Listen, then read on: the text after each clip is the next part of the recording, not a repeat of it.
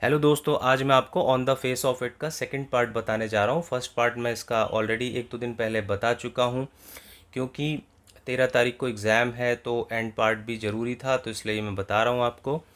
आप इसको पढ़ लेंगे, समरी पढ़ लेंगे तो एटलीस्ट कुछ ना कुछ आप लिख पाएंगे। तो ये है। तो मिस्टर लैम जो फर्स्ट पार्ट था उसमें मिस्टर लैम कई सारे एग्जाम्पल देते हैं उसको, लाइफ से संबंधित, लाइफ से रिलेटेड, और वो उदाहरण देते हुए डैरी को कॉन्फिडेंस देते हैं, डैरी को मोटिवेट करते हैं, और इस समाज से लड़ने के लिए या समाज को दूसरे तरीके से देखने के लिए उसको मोटिवेट करते हैं, और पॉजिटिव और सकारात्मक जीवन में रहने की जो है उसको कहते हैं। तो आगे उसी को जारी रखते हुए मिस्टर लैम कहते हैं, लिखा हुआ है, mister Lamb says that, mister Lamb कहते हैं कि ही शुड नॉट वरी, कि उसको चिंता नहीं करनी चाहिए अबाउट हिज बर्न फेस, अपने जले हुए चेहरे के बारे में, और या what people say about it, या क्या लोग कहते हैं इसके बारे में, यानी उसके चेहरे के बारे में। तो यहाँ पे ही कौन है? डैरी है। तो मिस्टर लैम कह रहे हैं डैरी से, तो ही डैरी के लिए आ रहा है। आगे वो कहते हैं, मिस्टर लैम वो कहते हैं कि भाई ही हैज़ 2 आर्म्स, कि कम से कम उसके पास 2 आर्म्स हैं, 2 लेग्स हैं, आइज़ हैं, ईयर है, टंग है, एंड ए ब्रेन, और एक दिमाग है, एंड और if he has a firm mind, और यदि उसके पास दृढ़ निश्चय है तो he can do better than others, तो वो दूसरों से बेटर कर सकता है। ऑल दिस ड्रॉ, यह सब चीज़ें जो है ना, ड्रॉ यानी खींचती हैं डैरी को towards mister Lamb, mister Lamb की तरफ वो खिंचता चला जाता है, उनकी बातों से बहुत ज़्यादा वो प्रभावित हो जाता है और उनकी तरफ आकर्षित हो जाता है, और या खिंच जाता है, या वो उसे अच्छा लगने लग जाता है, प्यारा लगने लग जाता है, क्योंकि उस तरह का बिहेवियर या उस तरह का मोटिवेशन आज से पहले उसको कभी नहीं मिला था, और सब उससे घृणा ही करते थे, हेट ही करते थे, अवॉइड ही करते थे, नेगलेक्ट करते थे। All this bring a change, या इसको आप ऐसे भी लिख सकते हैं कि ऑल दिस, यह सब ब्रिंग लाता है, ए चेंज एक बदलाव ले आता है, इन डैरीज के एटीट्यूड में, डैरी के दृष्टिकोण में, विचारों में, टूवर्ड्स मिस्टर लैम की तरफ। ही प्रोमिस, वह वादा करता है, टू कम बैक, वापस आने का, आफ्टर इन्फॉर्मिंग, सूचना देने के बाद, इन्फॉर्म करने के बाद, हिज मदर को, अपनी माँ को।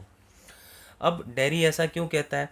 डैरी ने सेड, कहा, सो ऐसा, बिकॉज, क्योंकि डैरी इज सो इम्प्रेस, क्योंकि डैरी जो होता है बहुत ज़्यादा इम्प्रेस हो जाता है, प्रभावित हो जाता है बाई मिस्टर लैम्स के एनकरेजिंग वर्ड्स से, मिस्टर लैम्प के बढ़ावा देने वाले शब्दों से।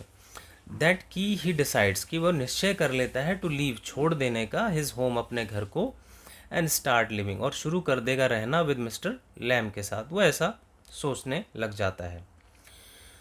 ही गोज़ बैक होम, वह घर वापस जाता है, टू टेल हिज मदर, अपनी माँ को बताने के लिए ये सब, और व्हाट ही हैज़ डिसाइडेड, जो भी उसने निश्चय किया है। बट लेकिन when he comes to the garden, लेकिन जब वो वापस आता है ना, अपनी माँ को बताने के बाद गार्डन में आता है, तो ही फाइंड्स, वो पाता है मिस्टर लैम को ऑलरेडी डेड, पहले से ही मृत जो है वो पाता है मिस्टर लैम को। अब वो मरते कैसे वो आप थोड़ा सा देख लें। Mister Lamb puts a ladder, mister Lamb जो है वो रखते हैं लैडर, एक सीढ़ी रखते हैं, against the branch of an apple tree, जो एप्पल ट्री होता है, पेड़ होता है, उसके बिल्कुल सटा करके, लगा करके वो सीढ़ी को रखते हैं, और he tries to pluck apples, और वो कोशिश करते हैं तोड़ने की, सेब वगैरह।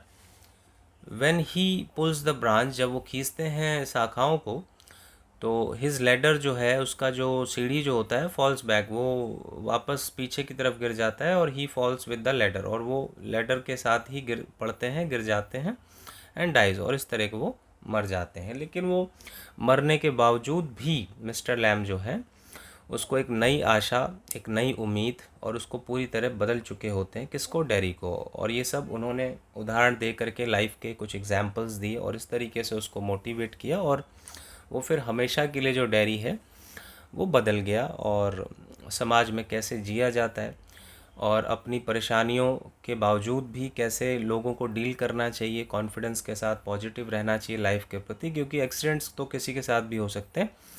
तो इस तरीके से उसने अपने आप को पूरी तरह चेंज किया। तो उम्मीद है दोस्तों ये आपको समझ में आया होगा। Okay friends, bye.